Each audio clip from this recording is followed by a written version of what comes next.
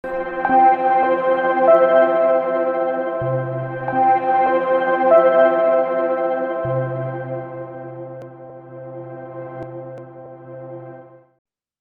two, 1, 2. What's up, y'all? Another go around with this official Thanks Essex County All Day edition. Ibn Webb, Quran, and some. My next guest here had the pleasure of being in the same grade with him. Clearly a legend in Orange, New Jersey, as far as from high school ranks, even up through college. And it'd be great to just catch up with him, see what he's doing now. My man Terrell, like I said, it's been cool as far as just getting to know him and obviously know who he is. So we're just gonna hold tight. We're just gonna get to it. So let me just let him in. All right, let's see. What's that? We getting there. What's up, man? We good, man. All right. What's going on? I'm chilling, man. I'm in the parking lot. I figured I'd pull over and just catch you at 3 o'clock. How you doing, man? I'm good. Yourself? Pretty good. Good, man. Look at you, punctual and everything, man. I appreciate it. I thought you was gonna on time. Yeah, I thought you was gonna give me that that late edition. Yeah, I'm not. Good, man. How's life treating you? It's good, man. I can't complain. I cannot complain. So, what you doing with yourself now? A little traveling, a little bringing merchandise in. A whole bunch of, I'm like literally all over the place, man. I adjust with the environment. As the environment changes, so do I. I don't just, it's always evolving, No, absolutely, man. Good stuff, man. Healthy and everything too. You good? Yeah, everybody's good, man. Everybody's good. Can't complain. Okay. Now, how long have you been doing this pad? Yeah, I started back in the end of January. I know when we talked, it was just for the family or what have you. Just kind of do something cool while everybody's still kind of up in the crib with this whole pandemic stuff, man. And I was just trying to just do stuff with them, like throw them a curve to get them on and just talk about some stuff and then just show them my appreciation for them. So, and then that just morphed into I was like, you know what, I got a sports family as well too. So, and I was just like, it'd be kind of cool, go down memory lane a little bit, just folks around Essex County, what have you here. So I just started just reaching out, man, and just been blessed. People like yourself and some other folks, they even hesitate. There's like, no problem here if I jump on. Absolutely. Yeah, man. So, and it's created a life of its own as far as just with all this stuff. But it's been fun. It's actually been fun, and it's been great to just catch up with people and actually, just some comments and some things I've gotten from people, like things just as far as they never knew about certain individuals, as far as athletically or things they're doing with their life. So It's cool, man. Right. It's cool. So like I said, around the end of January, and then I put them out whenever I feel like it, to be honest with you. It's like no set time or what have you. I just kind of been freestyling as far as putting them out. So that's what it's been. Okay. All right. Yeah, man. So like I said, I got Mr. Willis here, so we're gonna get to it, man. If I know you're in that car, hopefully, like I said, I ain't trying to get you no ticket or nothing. So oh no, I'm actually in a golf parking lot. I was hitting a couple of balls, so now I'm not gonna try to drive because I'll never get there on time. So we're fine. We're good. Smart man. So obviously I know you. So, but again, like I said, we'll kind of just, like I said, just have some conversation. Growing up in Orange for you, man, how was it? Was it Orange you've been at your whole life, or was it somewhere before you got to Orange? Nah, whole life, man. Orange 678. No, I was at 110 North Essex, right on the corner. Yeah, a block away from the park, so you could see the park from the porch. Born and raised, man. Born and raised. How was it for you growing up in Orange? Oh, it was great, man. You know why? Because at that time it was, it was competitive across the board, right? With everything. I mean, you can play hopscotch and you wanted to compete. It didn't matter what. It wasn't just like basketball, football. It was like any sport or anything. Somebody was challenging you, and that was the beauty of it, man. That was like, you lost on Monday, you came back Tuesday.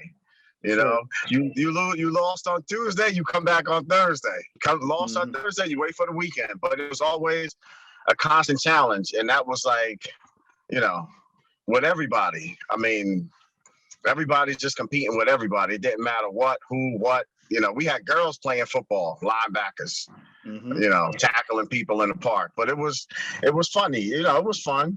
But, you know, that was, I don't see that anymore, man. It's crazy. Yeah. Oh, I know. You're right.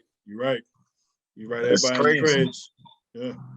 No, absolutely, man. And you mentioned sports and playing around in. So obviously your first taste of it was just playing around the way. And I'm assuming Colgate Park and, you know, a bunch of other places. I'm going to take a guess. Yeah, you know, it was like, see, the beauty of Orange, unlike any other city, because remember, Orange is we only got like, you know, 500 people in the whole school. But the reason why we're so competitive, at least, you know, from my experience growing up, was that within Orange, you had every park. So you had Colgate Park, challenging Orange Park, challenging Metcalf Park, challenging Central Park.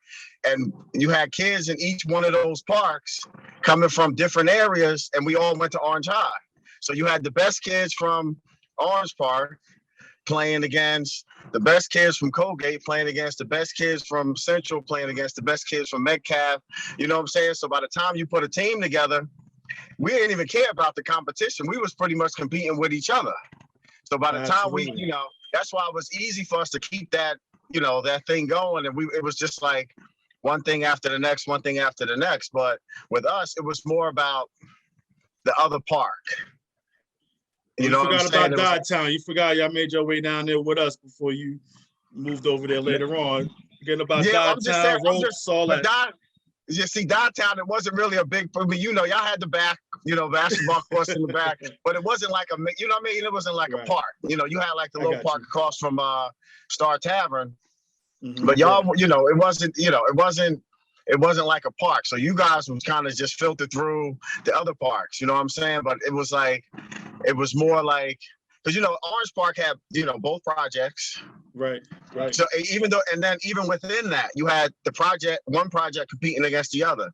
Just like in Colgate, even though it was Colgate, you had different groups. So you had the young guys trying to compete against the old guys. You had the middle guys trying to figure. So everybody was like competing just to get on the court or get on the field or get in the pool or play volley. Whatever the sport was, there was always an evolution of who is the best. Right. And, you know, like I remember we had a swim meet at Central at 10 o'clock, raced in the swim meet with our basketball shorts on, got out the pool, went and played a basketball game, wet shorts, and then after the basketball game, went right into the park and played a little tackle football. That was like Tuesday. I mean, it was just one thing after the next. So, you know, it was like this, man. You were just going. You know what I'm saying? It was like, and now it's like, I don't know, man. I don't know. I know. What you gravitated to most growing up, as far as a kid? As far as what sports did you gravitate to more? Which ones rather did you like, or did you grow love later on? See, it wasn't like one sport. Like I can't say that I gravitated towards football, even though that just happened to be the sport I was the best at. Right. You know, because remember, Orange was all about basketball, right? Period. The end. You go, because remember, before our class played, you know, Orange really didn't have a winning football season since like the 60s, I think, with Sam Seal and them. You had good teams that was playing, you know, like Nooch and all them was like when I was a freshman, you know, like when we were freshmen, you had like all the, you know, Nooch, you had, you know, the LaRue, right, LaRue, all of them. Marty Mays and all of them was coming in, and they would win games, come close, but it wasn't like it was, you know, it wasn't a powerhouse because you always had that basketball. It was all about basketball. And at the time we was growing up, you know, it was like Mike Boyd. Yeah. You know, that was it. That was it. It was like, all right, so I mean, I listen, Absolutely. even though I love Absolutely. basketball, real athlete recognized real athlete.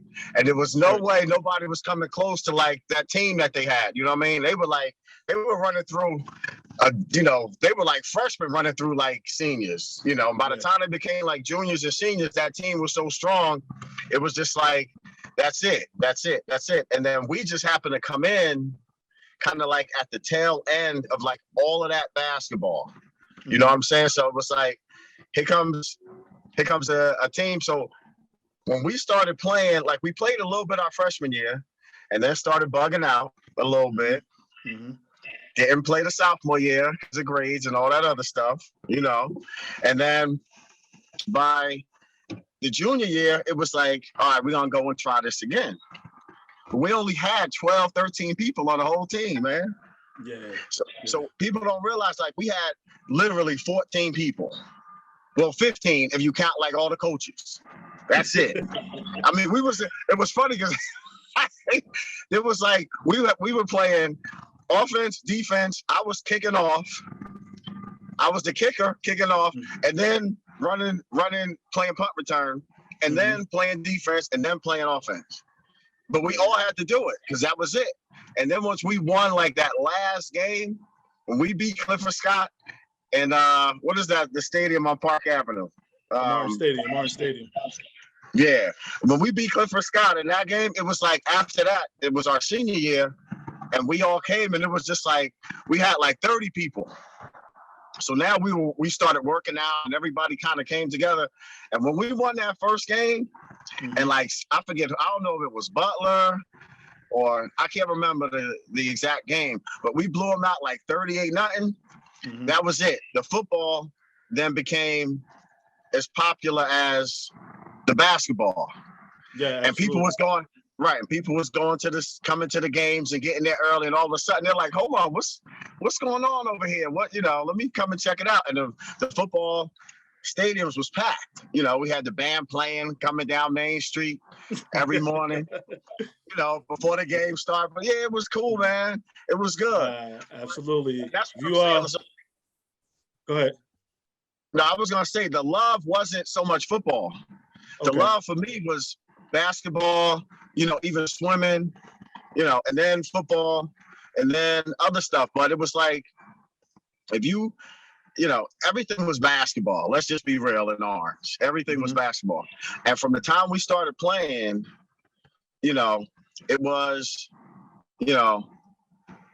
who's gonna start, who's gonna play, who's gonna be better than this park. We gotta be better than that park. That was the beauty of the competition, is that I know that if we went down, Colgate Park went and played against Metcalf Park. If we lost on Metcalf, we was back down there like the next day, especially in the summer. We was down there like that morning, waiting for then we would have the competition with both projects going back and forth. And again, it was just like a constant thing. But it was all Mike. It was like, Mike was flying over everybody. Mike Mike coming down, dribbling, jumping over everybody, dunking on everybody. It was just like, all right, what you gonna do with that? You know what I'm saying? What you gonna do with that, man? But it was cool. No, you're right. You remember, if we go back to actually your freshman year. So freshman year, you only play football, or do you basketball and track? Or nah, there was no track. We didn't play basketball. I mean, football was, even if you go back to even before freshman year, because see, remember, we went in Colgate, we had, you had the summer leagues. So the first the project leagues, all that. Exactly, that project league. You had that project league, we had the summer league we were playing. And Coach Hammond was in Colgate Park. Coach Hammond was our first coach. And Coach Hammond had us running, because remember, in Colgate, you got the grass field, and then the court was right kind of next to each other. So Hammond had us playing football and then going right back out to the courts, playing basketball. And you had the summer league team, and we was going back and forth and playing the summer league team. But we used to play football with Hammond, in Colgate Park. So when we found out Hammond was coaching in Orange, by the time we became freshmen, it was like a no-brainer. Mm-hmm. You know what I'm saying? Because as soon as we knew that he was there, it was like, listen, I'm going to play. And it was just like, I don't even care what's going on, but we're going to take Colgate and just go and play. I mean, that's what it was at the time. So did we take it serious? Not really. It was more like just being out there because Hammond was coaching. You know what I'm saying? So it was like, Hammond was like, Hammond was like, 300. Hammond was like, not Leonidas, but he was coming out there like, he was the Spartans because Hammond was, Hammond used to. I remember him. You remember, Hammond was like, you followed him, you know what I'm saying? And it was like, it wasn't a scary follow. It was just, we respected him. You know what I mean? Because Hammond would punch you in the face, throw you across the park, and then be like, listen to what I'm saying now. Listen to what I'm saying now that you're not supposed to, you know what I mean? It was more like a respect thing. And so by freshman year, we went out, played around, had fun. But then Hammond went to East Orange. Okay. I don't know if it was Clifford Scott or whatever, but something happened in Orange, the whole politics, the thing. We weren't really paying attention that young because we were freshmen going in. But when he left Orange and went to East Orange, then it became like an even bigger rival against East Orange for us because we're like, why is he leaving? So we really didn't play sophomore year at all. We were just kind of bugging out. All right. Okay. And then the junior year, we kind of put it back together a little bit and just started going out there and started playing. No, I remember actually your junior year, man. I know that's when football wise, obviously that's when the Terrell show began. You know what I mean? I think I went to a game. I don't remember the school. Might have been Morris Catholic. Might have been somebody. It was at Bell Stadium. I don't know how many times you scored that game, but I was like, okay, I see Terrell. He's locked in now. He's locked in. So it was just great to see. And to your point, and I remember, you guys turn around that senior year and just have like, what was it 8-1, 9-1, something like that? Yeah, I mean, 8-1. Guys put it together, and I know y'all lost that TV game out of all games. You lose the game on TV to Caldwell. I know that was a tough one. That was a tough one. Yeah. Hey, listen. Let me tell you what happened with that game. Listen, hear this one. Listen, if we played Caldwell 10 times, we would have beat them the next 9 out of the 10. When we found out it was a TV game, all of us, myself included, we were bugging. We were acting like it was like showtime. We weren't honed in, right? So we came out and we thought we were gonna come and blow them out like we were doing everybody else, and they punched us in the face the first half. So we went in the locker room, and Veronelli, he came and he just got on all of us, man. He was like, real quick, Terrell, I can hear you, but your pitch is froze. I can still hear you. Oh, hold on a second. You good now? Yeah, we good. We're good. All right. Did it freeze? No, you good now. I know you're talking about Coach V. Yeah, so Coach V gave it to us at halftime. And when we came out, I think they was beating us like 24-0 or something. They was killing us. It was like, it might have been 17-0, 20-0. It was something. They scored like back. It was just like they kept scoring. And we came out the second half, and we came back and tied it up all the way up into the fourth quarter. Mm-hmm. And then, they fumbled on the last, and we had the ball going in on like the last play to go, like the last drop. We had it, and then they fumbled it, and they picked it, they recovered it, and we just, we lost that game. But that was the game that just turned all of us into like monsters after that. Yeah. Because it was like, all right, from this point on, we're not playing around anymore. So everybody kind of honed in and locked in. But what's funny about that team that we had? Because, it was like the Johnson, Ezra, Micah, the Johnson boys from the west side. You had, Stan was playing linebacker, Stan and Tariq. You had, like, hold on, this truck is coming by. Hold on a second. Okay. And, had like Alan Mack and what's his name, playing wide receiver. Alan played football. I didn't even know that he played. Yeah, Allen played wide receiver. I Yeah. didn't even know that. I didn't even know. I knew Exactly, Jason was yeah. out there, right? I knew Jason. Jason, Anthony. Yeah, rest in peace. Yeah. Right, rest in peace, Anthony, Roland, Tooby. But the thing, you know what's funny about that team? And then Lee. You know, I was sharing time with Lee at the time. What the heck was his first name? Jeff. Jeff. I can't drew a blank on that one. Jeff Lee. But we were competing again. You know how I said, like, you know, with Orange, we compete against the other parks, and then you come in and we were competing with each other. So it was like Stan was like, I bet you I get more tackles than Tariq. Tariq is like, I'm gonna get more tackles than you. Ezra and Micah was competing to see who can get the most sacks. You know, it was just like we were competing within our team, not even paying attention, seriously, to the other team. We didn't care who it was. It was just like, listen, I'm about to come out here. I'm gonna get 200 yards on you. I'm gonna come and get this, you know. So it was like a competitive thing. You know, we weren't watching film. I don't think we ever watched film on anybody, ever. None.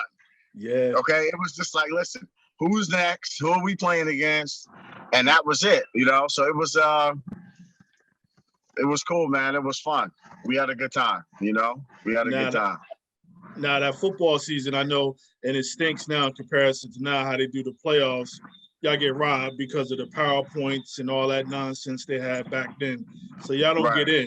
Y'all don't get in, which was clearly a highway robbery here. Then I know, so unfortunately, good old Clifford Scott, you had to take it out on them. What was the score of that game? It was something crazy. Yeah. We got, it was 60-something to nothing. And even with the PowerPoint, see, we didn't understand the PowerPoint thing because Orange is a Group 2 school. And we were playing against the West Milfords, you know, Caldwell's, Wayne Valleys. These are all Group 4 schools. So we thought with PowerPoints, I mean, really all we had to win was like six or seven games as far as points because we're a Group 2. But we won 8 games, lost to 1 to Caldwell, and nobody would play us, man. We went to City Hall, right? Protested. They made a call to whatever that board was to set up the points, and we told them we would play any team. We didn't care who it was.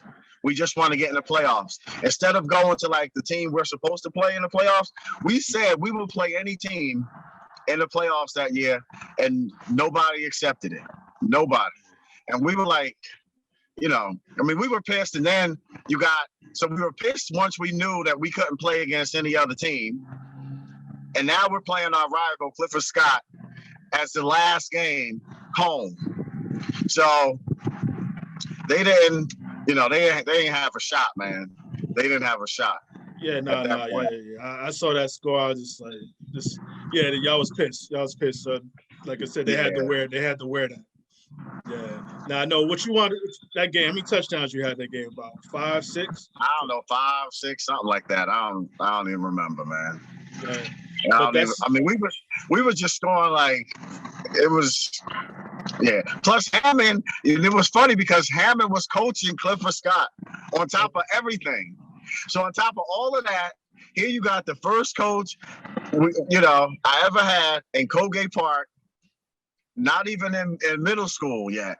And now he's on the other side. But it's funny how things kind of like trickle out.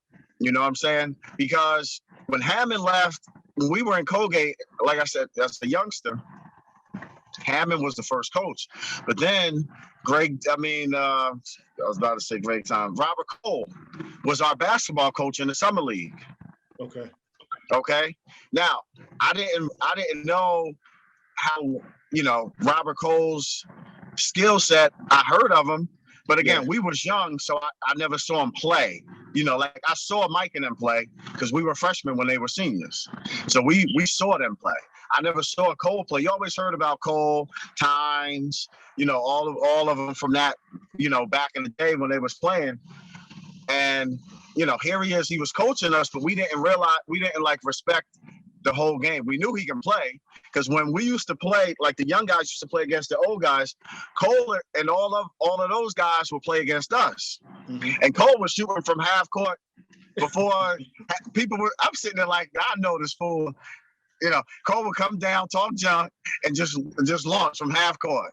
Yeah. Just netting it. We playing as hard as we can. You know, they would beat us, but it was good because it built up that whole that competition. You know what I'm saying? It was like they're talking slick and they're backing it up. Because that's the one thing about Orange. Everybody talks slick, but you better be able to back it up. Oh, yeah, right. So everybody can talk, but if you talk and you lose, it's gonna be a long moment for you. So when we were playing against Cole and them, they were talking junk and they were beating us. So that made it even worse because now we getting, you know. And then once I got into high school, you had Atari was like the last coach. I was about to mention. Yep. That's right. And then Atari was like the drill sergeant. Oh, Atari absolutely. was like he was like a combination of Hammond and like a drill sergeant, all like rap. Even now, Atari looking at you like you just stole something from his house. You walk up to him, he just looking at you like, I'm like, Atari, wait, you know, I ain't even do nothing. And he's, you know, he just got that whole thing about him. But Atari was like the finishing touch. And he put all of the, you know, you go from a rough person, you know, not knowing the rules, not respecting anybody, just talking a whole lot of junk. And that's where Hammond was. And then Hammond kind of put the ball together. And then you had Robert Cole, which was all skill set. Robert Cole was like teaching us, you know, the skills, right? And then Atari just kind of polished the skills, the discipline and everything, and, you know, into one little box. So by the time we started playing as a freshman and playing in high school, basketball, football, whatever it was, we had like all three of these mentors just running us straight through.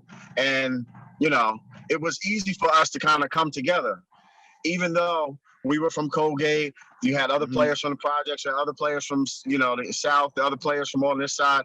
It was easy for us to come together because, you know, we had, you know, that building block where you can kind of put everything together. And now the target is whoever we were playing against. You know what I'm saying? So, you know, it was great, man. It was great. Now, don't forget about, even you going to basketball, so you don't forget about Coach Thompson now. Well, I know. See, the only reason why I said I mentioned, you know, Hammond to Robert Cole to Atari was because they were like for the summer. Right. They were the three coaches before we actually had the official coach. See, Thompson was like the official coach for Orange High School. Yeah. Hammond, you know, Cole and Atari had us, and we was running around out in Orange. Yeah. You know, and each one kind of went to, you know, each one was coaching in all these other parks. They coached in Metcalf. They coached in Orange Park. You know what I'm saying? So they had some of the guys. By the time we got to Orange, one or three of these guys had some of the other players. Right. So, you know what I'm saying? That's why I mentioned him first. But see, and then you got Al, you know, Thompson, who was like, you know, because Thompson played, so he understood the game because he played. And then he had us in condition and we were running, and, you know, we were always in shape. That was, you know, we never called timeout ever because we were tired, you know, and, you know, he kind of had us blocked in, and, you know, it was a good system, man. It was a good system set up, you know. And then you have a special time, even that senior year with basketball too. You guys get on the run with the states, and, you know, you probably got to clear up something too. I could have sworn you started. I know Cleon, when I talked to him, said you was coming off the bench, but I could have sworn you started. Eb, now you know I didn't come off the bench. No, but you know what's funny? And see, that is why, like, you know, it's hard for me to like have these types of conversations because Cleon played with me. He knew that I was a starter, and still he didn't, you know, they remember something totally different. Yeah. And you see, that's kind of like, you know, not a problem, but that's kind of like the issue when people ask me, well, what's going on? I'm like, listen, I really don't want to talk about too much. Right. If you want to go, if you got like videotape or something, we go to the videotape. You can make the comparison yourself, because now I played with Cleon, and we started on the same team, and he said I'm coming off the bench. Yeah. But I just wanted to clear that up. Yeah, but you know what? There was a lot of people that fell through the cracks, man. That should have been like, should have been playing, but it was just fell through. Like even my brother Brax, Chris was good. Now Chris could play basketball. And some people would say he's a better athlete than you. I know he got caught up. Listen, hold on. Let's do something short. Let's straighten something out. He might have been a better basketball player, a little bit, maybe, kinda. I'm not sure, but he was nice on basketball. But when you say athlete, you got to be careful with that, because see, if we play basketball 1-on-1, he might win 5 games. I might win 5 games. He might win 6. I might win 7. We can go back. But we got on a football field, lights out. If we got on the track, lights out. We got in the pool, lights out. I don't care. You can put me on the tennis court, lights out. So when you say athlete, be careful. You know what I'm saying? No, you make a good point. So basketball is one thing. All right, he should have been playing, but we had even what's the name, Mike's nephew, Chuck. I don't know if you remember Chuck. Yeah, absolutely. Chuck was shooting. Chuck could shoot, man. He was he was a good shooter, and of course you had, Coop. Yeah, and you remember Darrell too, Darrell Hill. Yeah, Darrell Hill, but Darrell Hill played with us. Right. Yeah, you had Darrell. It was me, Darrell, Tariq, Mac. And you had the Scott was, but then you had the other guy, Skip Skip was out down there too, but he was young like the Val. Those two came in together. You know what I'm saying? But Omar used to make me laugh, because Omar was as slow as molasses. I mean, the boy was so slow, but his handle was so nice. He would just make people fall and miss, but he would look like he was moving in slow motion. Mm-hmm. It was crazy, but O was like, that was my man. I used to love watching O play. You know what I'm saying? Because O was nice. Tariq was like speedster. Tariq was like Sonic, speeding his hours, come down, boom, boom, boom, boom, boom, boom, boom, boom, boom. O was like total opposite, slow motion, coming down, shoot, nice stroke. But yeah, man, there was a bunch of kids who would played organized. And then, you would see another group of guys who were good that played like during the summer, in the summer leagues and all that other stuff. You go to different parks, but it was mostly like basketball. You know what I mean? It was we would play pickup football games sometimes, right? But it was like the sport was like really basketball. But even in football, there were some guys who should have, you don't know Jay. Jay used to be on William Street. Jay and his brother, Ace. I don't think you know them. Yeah, no, I can't make them out. Yeah. They should have been playing football, because Jay used to come, Jay would throw the hammer down.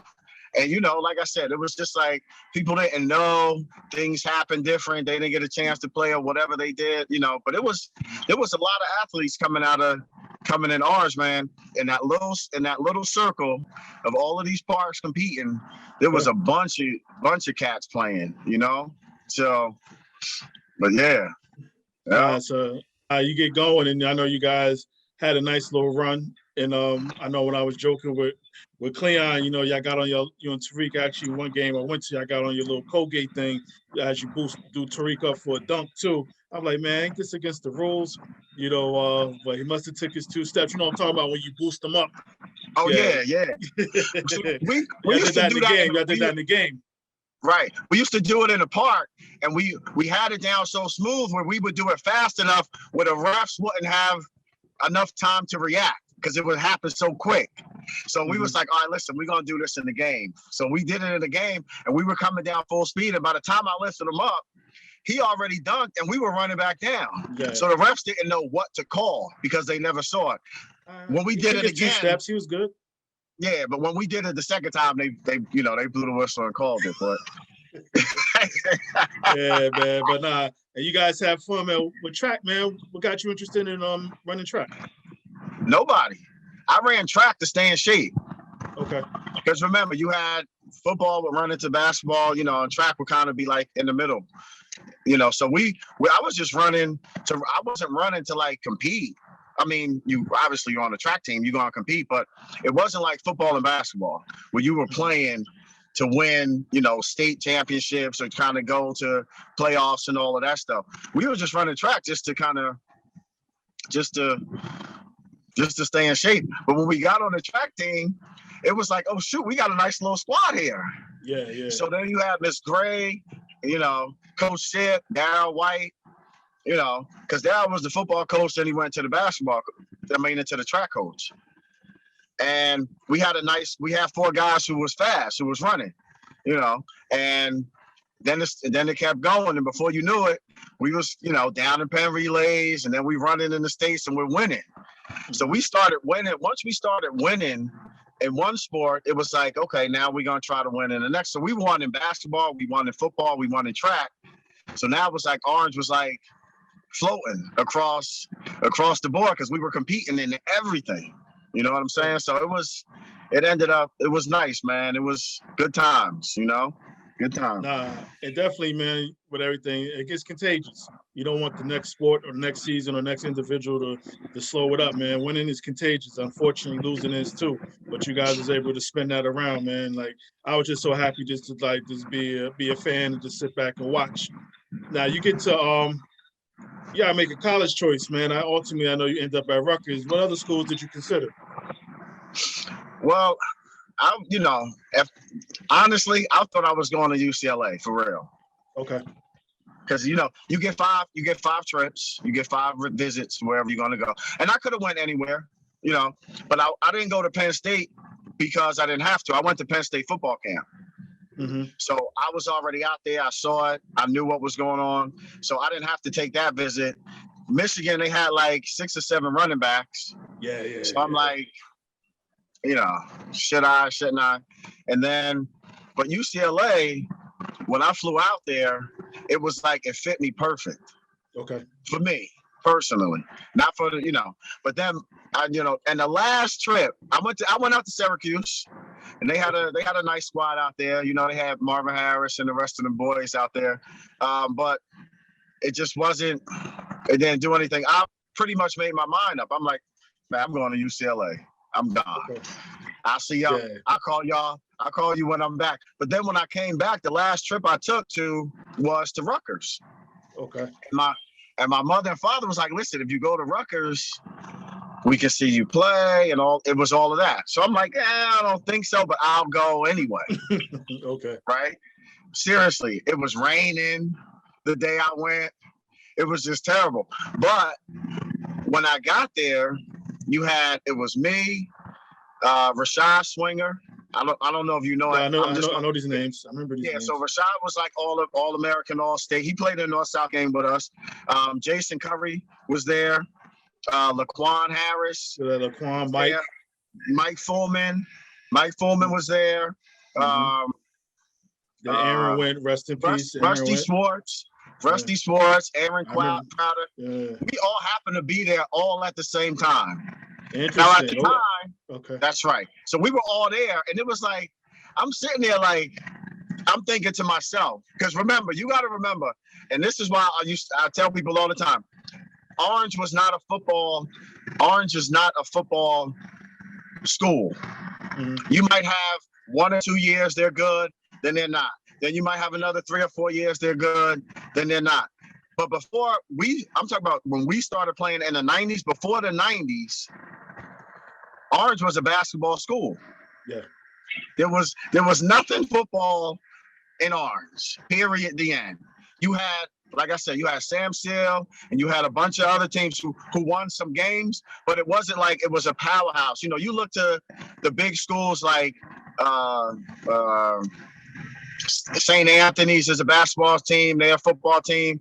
You know, you recruit St. Pete, all of these groups, big football schools. You know, at the time it was, who else was like, Elizabeth was a good football school. Elizabeth, right. Elizabeth, right. the Unions Elizabeth was and all good. I'm trying to think where Brian Sheridan went. Union was a football school. Montclair was a football school. Right. Orange was more a basketball school. So now here we come. And as far as I'm concerned, there was no football etiquette at all. Like I said, we never watched film. We never, you know, it was just like, listen, show up and just beat them. That was it. So now I go to this last visit, and you see all these guys. All these guys were all state, all American, all North and South, everybody in one spot. And, you know, so I'm sitting there, I'm like, they all knew that I was not coming to Rutgers, all of them. They was like, there's no way you're coming to Rutgers. All of them. I said, listen, hold up. Look around. You got all of these players, all different positions, all state, all from Jersey, you know, and if we all come to Rutgers, I don't care who we play against, we can run through some teams, right? So they're like, yeah, Terrell, whatever. You're not coming. Come on, man. Stop playing up, you know. So I said, listen, if I sign first, will you sign? And we were sitting there like, well, if you sign, you sign. Will you sign? You sign. So I was like, all right, if I sign, if we all come, we can, even if we redshirted the first year, I don't care. We got 10 to 12 all-state players. You got 6 or 7 all-Americans, all different positions. Bozo the Clown can coach a championship with that many players, and we all from Jersey. Because if you looked at any national championship team, you got at least 3 or 4 players from Jersey. You take the top 10. You take the top 10 teams in the country, even now, today.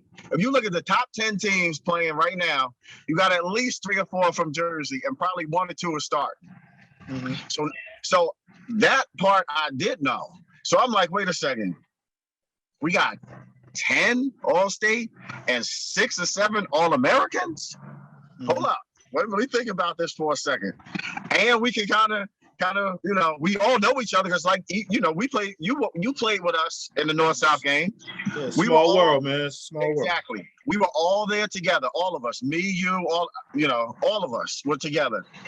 So that visit, we kind of made like a pact, and it was like, listen, if you go, I'll go, and that's what we did. So the next day, I signed with Rutgers, and it was kind of like a shock, and people were like, well, what just happened?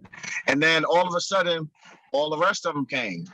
So here we are. We got Jason, Rusty, Rashad, Aaron, me, Laquan, Mike Fullman, Aaron Crowder, all different positions, all coming. And remember, half these guys I raced against at Penn Relays. So we had not only the football team, we had an all-American track team. I'm racing against these guys at the state championship. And it was me, Mike, what's the other guy? It was a bunch of the guys from Weequahic, but they didn't go to Rutgers. I'm trying to think of but he came a year or so later. He played Cameron Chadwick. Oh, Cameron. Remember From Cameron? Union. Yeah, it's from Union. Union. He played with us he went to junior college. He played with us in the North Side. Yeah, he had to go to junior college, but he came. So and then we had, you know, we had all of these players.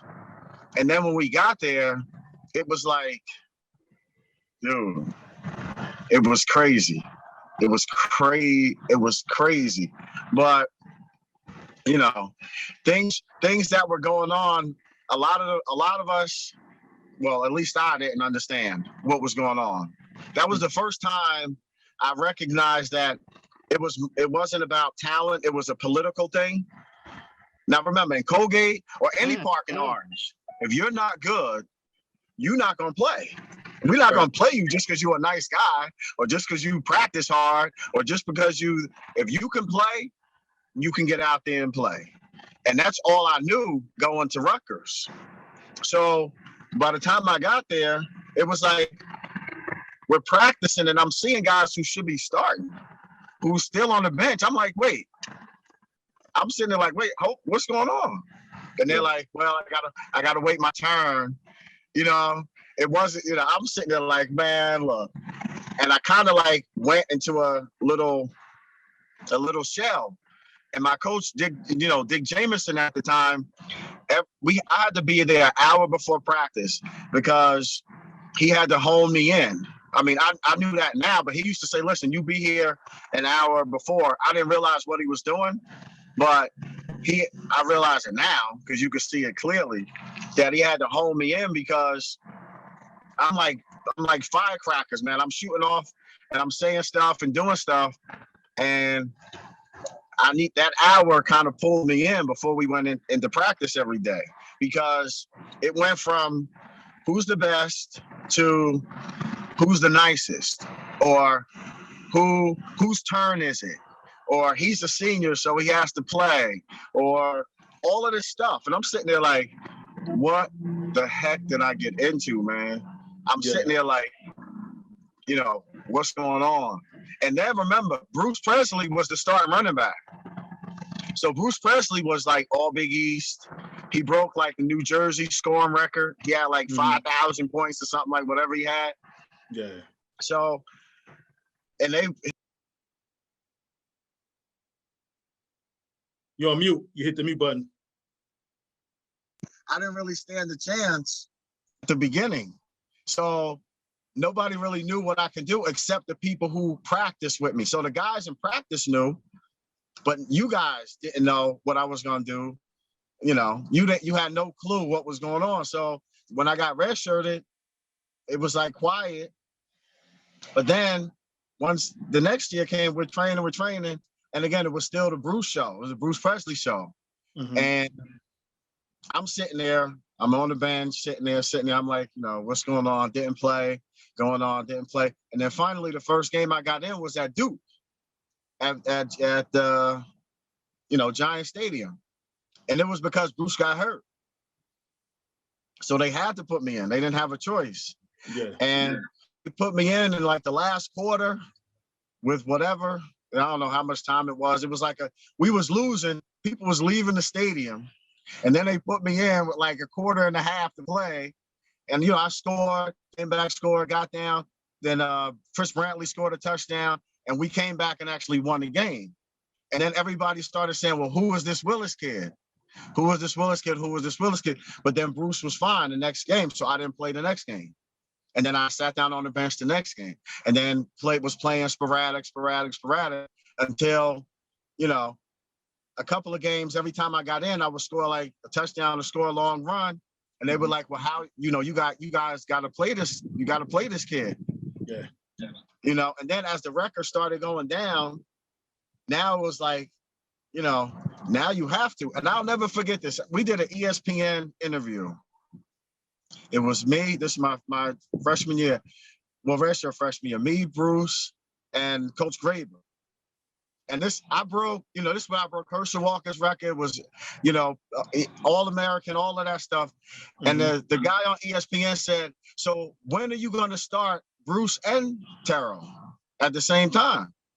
And you know what he said? Doug Graber said, Willis isn't ready yet. Really? And if you find a clip, I mean, I don't know what a clip is, but if you look at my expression, I was like this close to saying a whole bunch of stuff on national television, but I didn't. I hear you. Right? Yeah. I'm sitting there like, wait a second.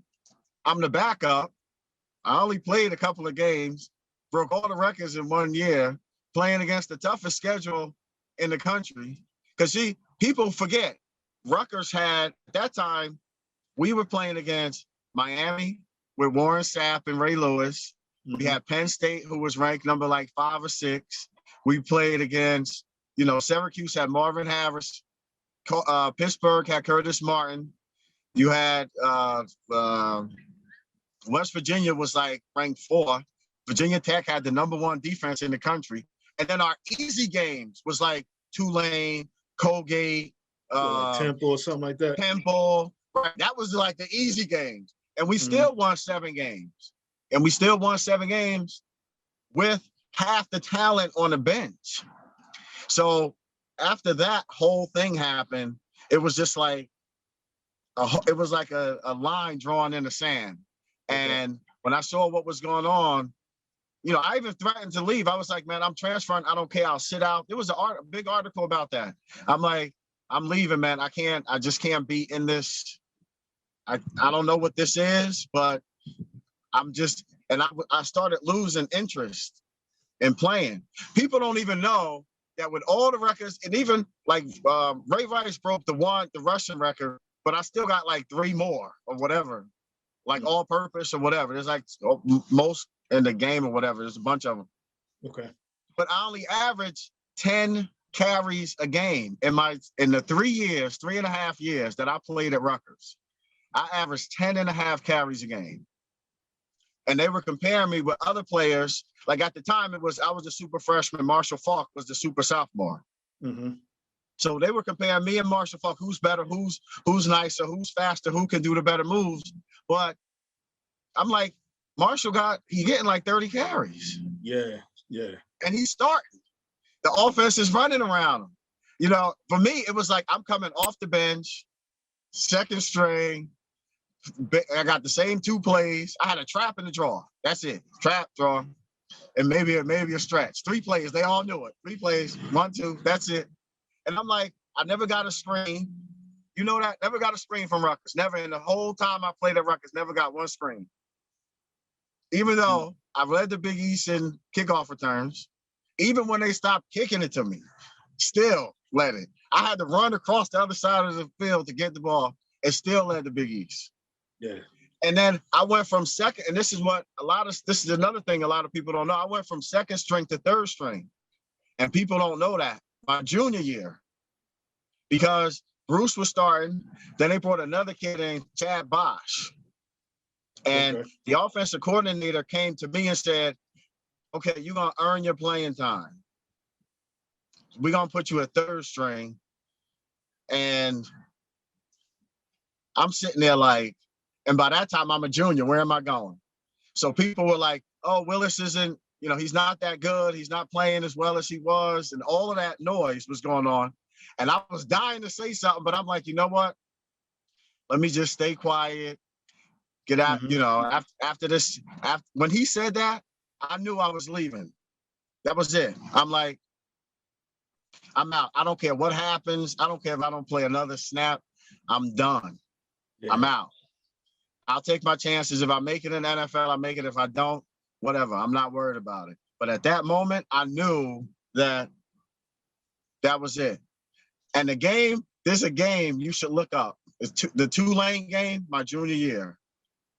That's when he said you're going to third string, because we were supposed to beat Tulane. And Bruce was first string, Chad Bosch was second string, I was in third string. And that's the one game where you'll see like the whole team on one side of the field, and I'm standing all the way down on the other side like this with my arms crossed, like I don't even care, right? And they look it up. Bruce got hurt by the end of the first quarter. They put Chad Bosch in. Chad Bosch got hurt the end of the second quarter, beginning of the third. So now we're in the third quarter. The coach comes down to me, and I know this was wrong. I did it. I don't care, but I did it. At that point, my whole mental was gone. I didn't really care what was going on. I said, I'm not going in. And I stayed down there until the end of the third quarter, right? We were down like three touchdowns, 2 touchdowns, or 2 touchdowns in a field goal or something like that. So one of my good friends came down. He was like, listen, man, just go in. So I went in at the end of the third quarter, scored 3 touchdowns, had like 200 and something yards, and we won the game, right? Don't you know the next game, I was still third string? Third string. Still third string. And it was just huh? No, I'm just saying, as far as you and Graber, like was there something behind the scenes that just went down for you? I didn't even know you got knocked down the third string. Like, was it like what was his story? Man, I don't even know his story, to be honest. Okay. I'm telling you the truth. I have no idea. To this day, I do not know why that man wanted to recruit me at Rutgers. Mhm. Today, I don't know. I've never been in an environment where somebody wanted somebody to not do well for no reason. I Right. still don't understand. We didn't curse each other out. There was no fight. There was no. I heard every story in the book over the years. There was no nothing. I'm like, just, I don't understand it. I do understand because he brought in. See, Doug Graber didn't really recruit me he wasn't the reason why I came to Rutgers. I came to Rutgers because Dick Jamison, obviously, but Coach Deal was really the reason why I went to Rutgers. He was an offensive line coach. He was the real reason why I went. And then with Jamison there, it was like the finishing touch. Graber was just the head coach. He just was there. But see, Graber brought in Bruce Presley. Okay. So Bruce Presley was Graber's guy, right? So as long as he was his guy is supposed to be on top. But because I came out of nowhere, they didn't really know how to react. And see, me and Bruce was close. There was no friction because Bruce wasn't a threat to me because our skill set was totally different. We had total opposite style, running styles. That was that whole thunder and lightning thing, right? Yeah, that was the first stunt. Put that on blast too. First thunder and lightning, because then what's the name came? What's from the Giants? What's the Barber and somebody else? Remember they tried to call them Thunder and Lightning? Okay. Yeah, I know you're talking about it. Yeah, I know you're talking about it. The original Thunder and Lightning is from Orange, New Jersey. That was Bruce Presley, Terrell Willis in the 90s coming from, so let's, But yeah, but it was crazy, man. And the thing is, you know how you said, you were talking about the other colleges and stuff? Mm-hmm. When I went to those other colleges, okay, Penn State, it didn't matter, Syracuse, I went there, man, it was like the environment was different. They were actually football schools. Right. Like if you went to Duke, Duke is a basketball school. They know like everything. Ohio State, Alabama, those are football schools. They know. Rutgers was more academic, which wasn't a problem. It just wasn't yet. It didn't turn into that football school at that time in the 90s. It was still, they weren't sure. They didn't care. It was kind of like, it's not that they didn't care, but it wasn't a football school yet. Let's just put it that way. So when I went to these other schools, I kind of got spoiled and thought all Division I schools were like that. Okay. It wasn't until I got to Rutgers and I'm sitting there like, wait, where's the alumni? Somebody's supposed to say something. Can you imagine Warren Sapp and Ray Lewis being put on the bench and them playing two other players at Miami? Man, the alumni would have had that. The alumni would have had that coach gone in 2 seconds. Absolutely. 2 seconds. Absolutely. So I didn't say too much because I'm expecting the alumni to start saying something. I mean, they sort of. I broke every record. I got every record except the Heisman Trophy at that school. I mean, literally, it was like everything. And I'm like, so where's the alumni? How come nobody's saying? And nobody was saying something, which made me go bring out old school Orange. And I'm kind of, spiked out all over the place, which, Dick Jamison had to hold me in every hour before practice because there was a lot of that going on. And not so much disrespecting or anything like that. It was just that I was upfront about what was going on. I'm like, listen, I didn't come here to lose. Mm-hmm. I don't care if you play whoever you're going to play, but you better win. Like I mentioned at the beginning of all this, right? If you're going to talk slick, you better be able to back it up. So if you're better than me, or you're better than whoever the tight end is or whoever the quarterback is, you better win. Because I know I could get 200 or 300 yards against these teams. If you don't, and we lose, put me in. Or else, and that was the thing that was like, I couldn't wrap my head around that as a 20-something coming from Orange at that time. Okay. You know what I'm saying? It was just a lot. It was like coming from all angles. I'm looking at kids who shouldn't have even been there, and they're starting. Mm-hmm. And you got half these all-American players who could have played anywhere. You know who left? Mike Fullman Mike he went to Foreman. Nebraska. He went to Nebraska. That's right. Mike Foreman, and Nebraska at the time was ranked #1 in the country. Mhm. Mike Foreman was at Rutgers, left Rutgers, because Rutgers said he couldn't play. He wasn't good enough. Went Crazy. to Nebraska, started at Nebraska, scored the punt return. I remember that was on TV. Yeah. On TV. Won the national championship, but he wasn't good enough to play at Rutgers under that system at that time. And he was calling me. He was like, T, listen, they will bring you in right now. Just leave. I'm like, I want to go, but I can't, because then I'll have to lose another year. And it was a whole bunch of stuff going on. He was like, listen, I already talked to him for you. Just leave. Just leave, and they will figure out a way to get you in. I'm like, man, I can't, man. It just wasn't there, because it was like that whole struggle back and forth. Because Mike left his sophomore year. Okay. So Mike played 1 year with us, and then he was like, when the coaches said to him what they said to me, he left. And he was like, man, I'm out. I'm leaving. I was like, man, I'm leaving too. Forget it. I'm out. I'm going. But he left. I didn't leave because it was like, I did a lot better at the time because of all the stuff that I did my freshman year. Right. So it was a lot harder for me to just get up and go than Mike, because, but he left. But it was the most bizarre. It was crazy bizarre. But it was a good teaching moment, because all of that stuff that happened at Rutgers and all of that stuff, people saying this, doing this, trusting, not trusting, backstabbing, not stabbing, talk, all of that stuff prepared me for real life, because all of those things that happen happens right now. And like in my business, in the business sector. And that's why I love working in New York, because in New York, if you talk slick, you better be able to back it up. Tomorrow. You better be able to back it up by like 4 o'clock. If you say, here's my idea and this is why it's great, by 12 o'clock, you got somebody coming over your shoulder saying, nah, mine is great because of this. You know what I'm saying? So that whole thing that's the beauty of it. And I learned the lesson. But at the time, from the sports thing, I was just like, I'm done. I have no interest in this sport anymore right now. I'm finished, completely done. So when you bounce, obviously, I mean, as crazy as it was, you don't get drafted. Which is a whole other. Yeah, listen, I'm telling you, when we went to the combine, and this is the one thing I never mentioned it, never brought it up. We had 8 guys that went to the combine, right?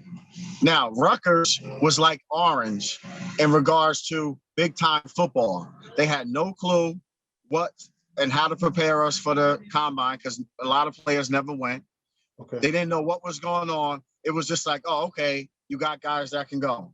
I went to the combine thinking that, because at the time, there was me and some other guy who was supposed to be the fastest in the country and running back. There was someone else. I don't even remember who it was. But I thought I was going to go and race against him, okay, in the 40. So when they said, listen, when they said, you want to run a 40? I'm like, of course I'm going to run a 40. You're going to do, and I'm thinking it was going to be me against Ray Lewis in one-on-one drills. You know what I'm saying? Going against to see what's going on. None of that. It was like, you ran by yourself. I never practiced a 3-point stand ever in my life. But so listen, I get there. I'm expecting to run against, I can't even remember who the guy was. It'll come to me as I'm talking. I'm looking to go and race this kid. They're like, no. It's one-on-one. They told us you can't have any track shoes at all, whatsoever. 0. So you run on the track, don't you? Or you run on the field? You run on the track, but you can't wear track shoes. Okay. That's what they said. That was the notice that came to everybody. So I'm like, whatever. I could beat these guys in socks. It doesn't matter. I get there. I had like 3/4 old, like, they weren't Converse, but they weren't Nikes, but they were like some just regular runners. They weren't even runner stickers. They were like 3/4 shoes. And I get down to run. And the guy's like, nah, pick your hand up. I'm like, pick my hand up. So I sit up and he was like, here we do 3-point, you know, because remember, I ran track. So in track, we did the 4-point. Right. And even when we had senior day, all the scouts were there. I never heard of a 3-point at that time, ever. Never. I get there, he's like 3-point. I'm like, what is that?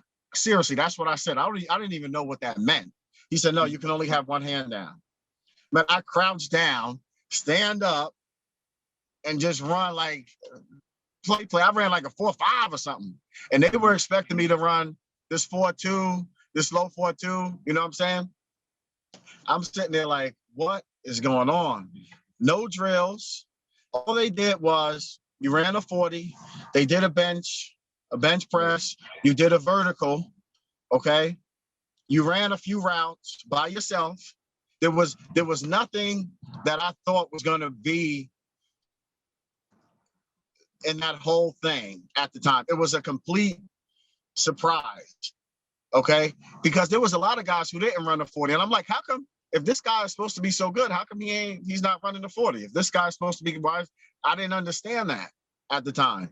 And I didn't know what was, a lot of guys just did their own thing at their college. They said, no, I'm gonna have my own pro day. You guys come, right? But it was that whole combine, you had to prepare for that. And again, coming from, listen, either you can play or you can't, either you're fast or you're not, either you're good or you're not. That's where I came from. There was no like, you can literally prepare to be good at a combine, get in the game. And that's why there's so many busts when you see in the NFL now. Oh, yeah. All these guys do well at the combine and you look and it's like, what happened to all, you know, I thought you was supposed to do this and do that. It was a joke, man. But you can prepare for that. And the big schools prepare the kids for that, which is good. But we didn't, at the time in the 90s, in like 90, 95, no, we just went out there, you know, crossed our fingers and went and was just like, whatever. But again, another great experience, right? All right, you get knocked down, come out. People like, see, I knew you wasn't that fast. See, I knew you couldn't run that fast. I'm like, I couldn't run that fast. I got the videotape. What are you talking about? I'm not that fast. Ray Lucas ran a 4, I think he ran a 4.5 or something, or 4.6. Ray and I ran at Pro Day at Rutgers. It's on the videotape. I beat Ray by 40 yards. How am I going to beat you by the 40 in the 40? All right. And he ran a 4.6, but I ran a 4.5. It was like, you know, the same. It was like the same. It was crazy. It was just crazy. But yeah, man. Now, did you expected to get drafted? If so, what round did you think you were gonna go? I thought I was gonna go late first, based on the guys who were coming out. If they looked at, again, I was looking at skills. The best running back in the Big East was Terrell Willis, from 93 to 95. Period. The end. Straight skill wise. Now you had others that might have had a few more yards. I had others that, you know, might have been able to block better or ran a little harder and all of that stuff. That I understand. You get that. But I'm thinking on an NFL level, they're gonna look at the skill set, see what was going on, and I thought that was gonna be an easy choice. And when I didn't get drafted second and then back to third and not at all, it was just like, wait, what? So I'm sitting there like in a daze. Seriously, I was like in a daze. Yeah, I can't even imagine, man. Yeah. Yeah, I'm in a daze. But you know what I found out a couple of years later? Like in 2000, it might have been 2002 or 2003. 2002 or 2003, because I got picked up by the Jets, and that whole thing was going on again at the Jets. But this time we had Rich Kotite. And when I came there, it was me, Keyshawn Johnson, Alex Van Dyke. There was another D-back. There was like 3 or 4 of us that all kind of came in. But the first day of practice, and we started hitting, we already knew who could play and who couldn't. So they were doing Keyshawn was the #1 draft pick, period. Yeah. Okay. Keyshawn wasn't starting in New York because they had Wayne Corbett at the time. Mm-hmm. So Wayne Corbett was the star. And they were, what was happening, and I was laughing at it because what was happening to Keyshawn on the NFL level, this the guy gets first round pick, first choice, and he got to play backup to Wayne Corbett because the coach loved Wayne Corbett. Mm-hmm. So I'm looking at this, I'm like, I already know that story. And that's when Keyshawn wrote that book, Throw Me the Damn Ball. But everybody thought it was because of the attitude, but it wasn't. It was because we were losing preseason games, mm-hmm. and they were still not playing, the other people. It was because he wasn't getting the ball. They was rallying around Wayne Corbett, and he wasn't getting the ball. So he was like, listen, and he was going through his thing, which I'm not going to talk for him. He can talk for himself, but that's how that whole book came out. And then he left, and then, but they didn't win a game. They went like 0-18. And then they hold me the whole summer, and then I get cut the last cut. So if you go 0-18, well, you understand this because you play. You go 0-18, you don't play, you got no video to show anything, and now we cut you at the end of the season. It's no way you're going to get picked up. I mean, the end of preseason. It's no way you're going to get picked up till at least the next year. Mm-hmm. Impossible. Especially if the team went 0-18. So now they're looking like, okay, this Willis is supposed to be good, but he didn't get drafted. He went to a 0-18 team and got cut, right? Mm-hmm.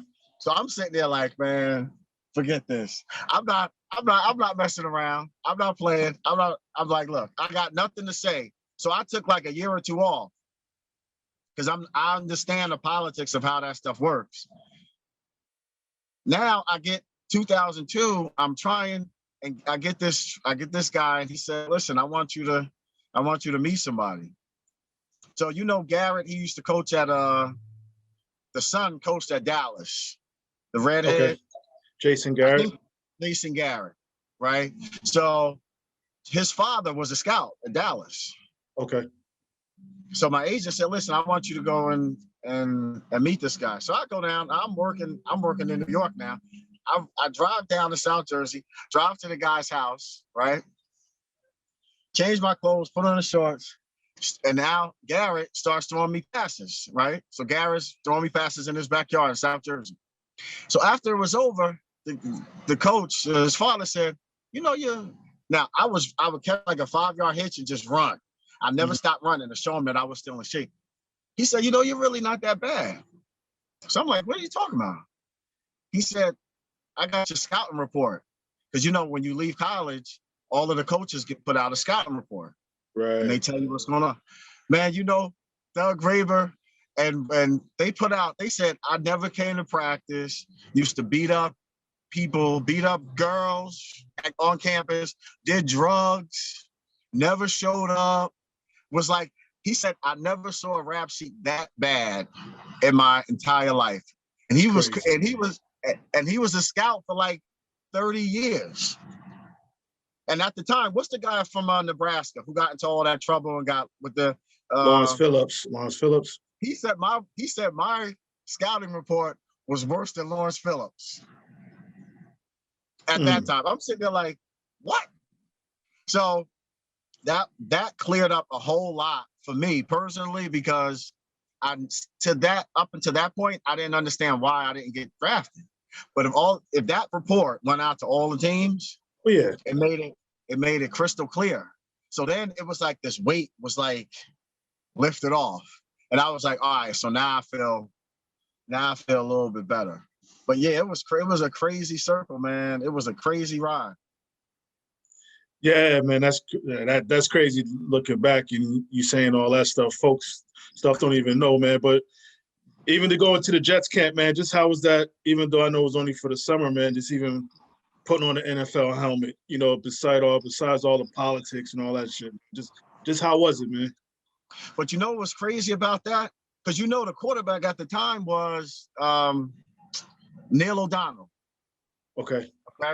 Neil O'Donnell is a Jersey guy.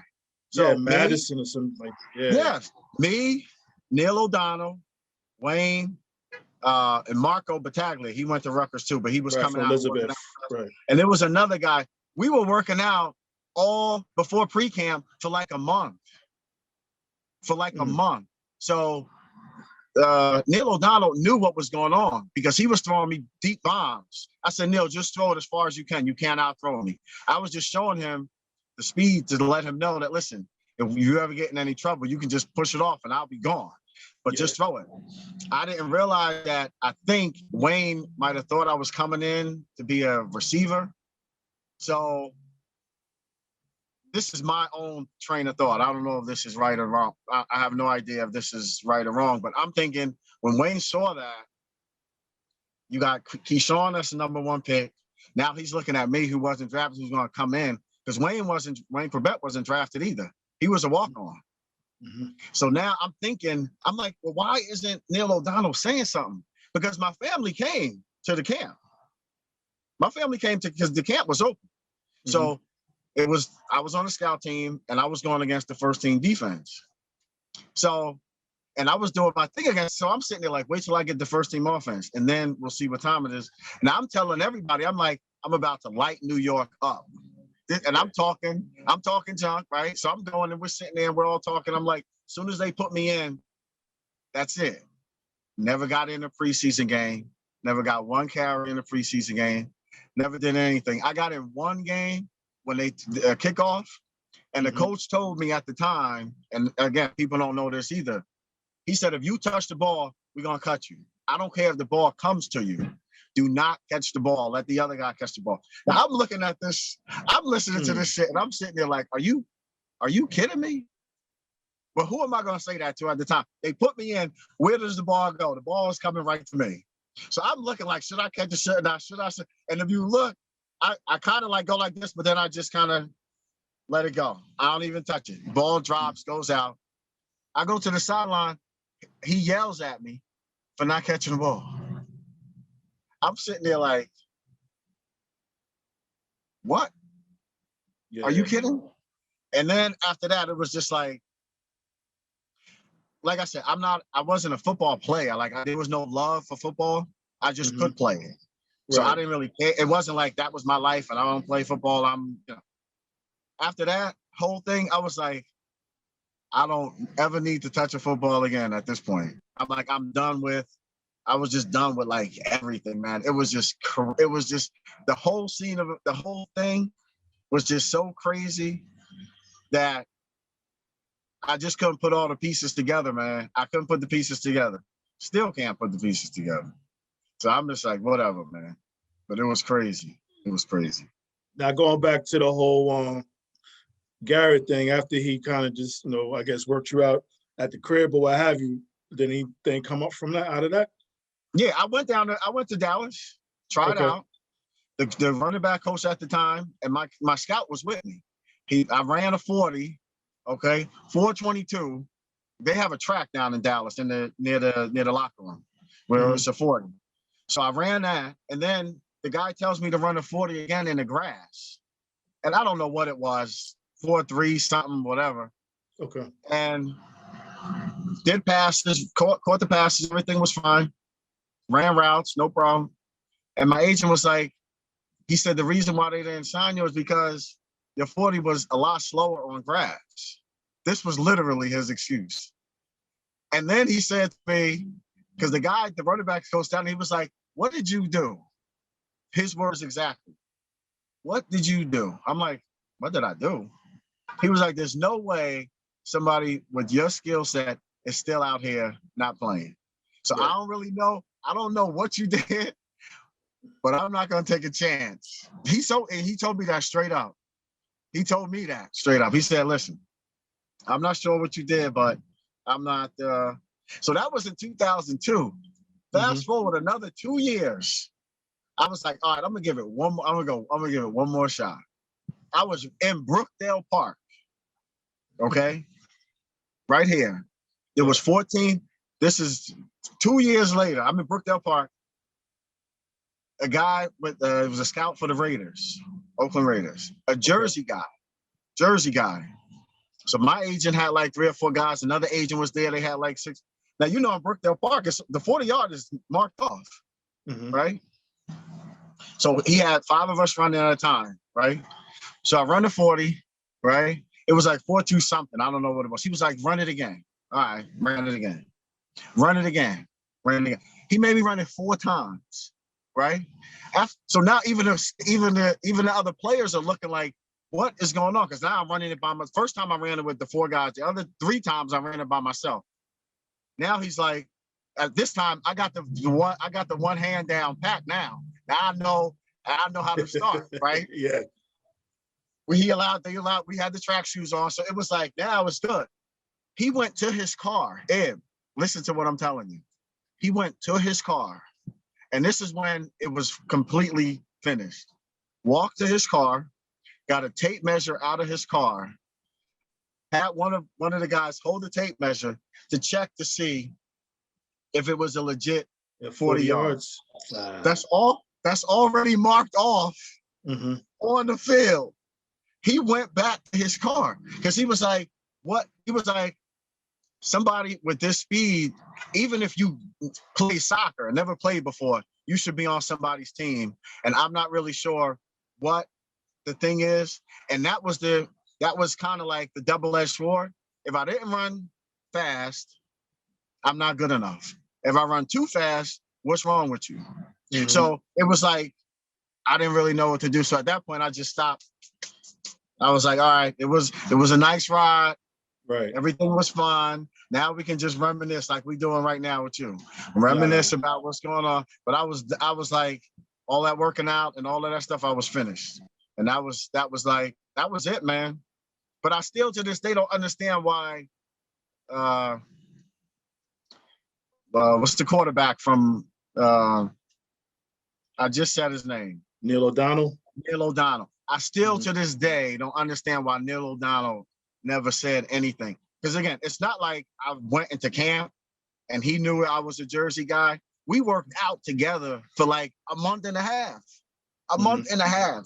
at his school, in his school on his field. So he knew what was there. And I'm sitting there like, Neil, listen, just try to get me in like one series during preseason. Forget the game. I just need a series, just one series. You get me in one series, I'm good. That's all I need. Just give me like a sweep or something. Because I figure like if I get a sweep or something, I'm going to make somebody miss. Somebody's going to miss. And then it's off to the races. So I'm thinking if I just got a shot to get in, it would have been like, kind of like the shot when Bruce got hurt. Once I get in, because the first play I ever touched was like 50 yards. First play. As soon as I get in, I'm gone. So I'm thinking, all right, maybe if he lets me get a something, nothing, man. It was like, I'm like, all right, man, I'm done. But that was it, man. Listen, it was fun. It was a fun ride. It was great. I enjoyed it. And I wouldn't change anything. I would still go to Rutgers. If I had to do it over again, I would still do all the things that I did. I would still do it. I mean, if I knew now there would be other things that I would do different, but I would still stay in Jersey. I was proud, I'm a Jersey boy, proud to be in Jersey. All of that stuff was good. All of that, I would still do it. But I would do a whole lot of, there would have been other things that I would have did different that would have kind of, I'm doing this little podcast, man. Yeah. My bad. You got people. No, we good, man. We good, man. I ain't gonna keep too much of your time, man. I appreciate you even giving me this much time, Terrell, man. I appreciate it. Yeah, man. Anytime, man. Real quick, couple of things. One, just for sports, man. I know, obviously, man, it's interesting just hearing stuff I never knew. But how about what has it given you as far as sports that sticks with you to this day? Well, like I said, that whole experience, and this is the thing that I wish there can be like a whole, see, for me, I had, Hammond, all the coaches going all the way through to build you up. They don't have anything like that right now in Orange. So if you're either good or you're not, there really is no building block. For me, all of those experiences, because, for our generation, we get knocked down, we get right back up. Right. All right, knock me down again. You knock me down, I'm coming right back up. Knock me down, you coming right back up. But now it's like they get knocked down or people get honed into a box where like, okay, if I'm not good at this, or if I can't play that, or if I'm not good at being an attorney or a lawyer or whatever it is that you're in, for me, that experience helped me evolve into the monster I am now in business. Because right now I can evolve in any industry and be ahead of the curve because I can see, I'm looking for things that I've seen happen to me already. Yeah. And I understand a whole lot of other things that, you know, you can see it. Like you can see, I can see things so clear now that,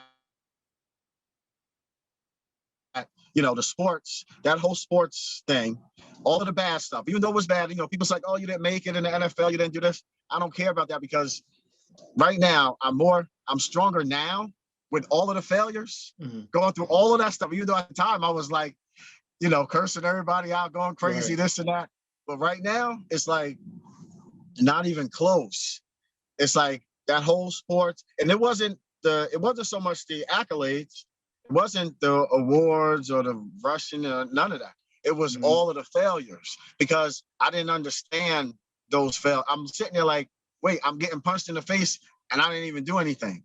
Wait, you're kicking me off and I'm helping you. I'm giving you something good, but you're still throwing me to the side. You know what I'm saying? It was just like all of that made me into like, you know, a sharp person business-wise. I mean, add New York to it and all the competition that comes along with that. Right. And it's like, you know, I really don't worry. I can go into any industry and any business and talk to anybody about any topic right now and probably be one of the smartest people in the room. Even people who've been in the industry 30 years. I can go in right now, never been in the industry, and figure out the matrix on how they can be better right now. I mean, that's kind of what I do. And I do it in different, you know, I've been to 17 different countries on 3 continents, working with people doing everything that I just described to you is the same no matter what country, no matter what language, no matter what, it doesn't matter. In the business world, you have all of that stuff that I went through happens everywhere. And I can go into all of these positions and figure out, I call it the matrix. I can figure out what the matrix is long before it comes, and I see it, I adjust to it, and then I deliver whatever the product is or whatever that they need. I mean, that's ultimately what I do. So when you were asking what I do, that's pretty much what I do. And I just, you know, I'll go from state to state, country to country, city to city. It, you know, it doesn't matter. And all of that negative turned me into exactly what I am right now at this moment. Man, that's good stuff, man. That's good stuff, man. I'm gonna, I know you gotta go before you go though, man. I'm gonna put you on the spot for a second. Go ahead, I don't care. Nah, I know. Cool. Real tough questions, man. First one, man. When you're in Jersey, the Parkway or the Turnpike? Oh, Parkway. Central Ave or Main Street? Oh, Main Street. Shoe Spot or Foot Locker? Shoe Spot, man. Come on, now you know a Shoe Spot. Wait, look. With that one, you start off at Shoe Spot, and if Shoe Spot don't have it, then you can go ahead and go. That's what we do. Yeah, absolutely, that's what we do, man.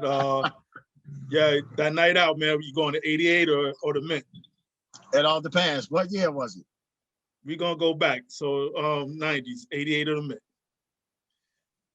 Well, see, we was young back then. So snuck in. I'm sure you snuck in. So you wanted to go to the Peppermint because it was like the cool, elegant kind of thing where all the big players was going. But 88 is where the party was. You know what I'm saying? So you go to the party, but you knew you couldn't really get into the Peppermint because it was just too cool for you at the time. So we ended up at 88, but you wanted to go to the Peppermint. You wanted to go to the Peppermint. Sometimes the 88 was 88 by default. Yeah, exactly. Yeah. Exactly. But Football, yeah, man. Football, basketball, or track? Which one? If you had to pick one.